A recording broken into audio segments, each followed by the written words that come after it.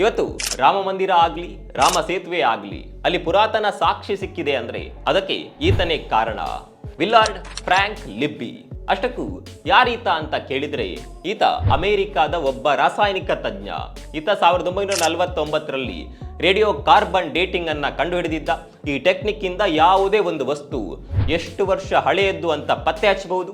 ನಮ್ಮ ವಾತಾವರಣದ ಪ್ರತಿ ಒಂದು ವಸ್ತುವಿನಲ್ಲೂ ಕೂಡ ಕಾರ್ಬನ್ ಇರುತ್ತೆ.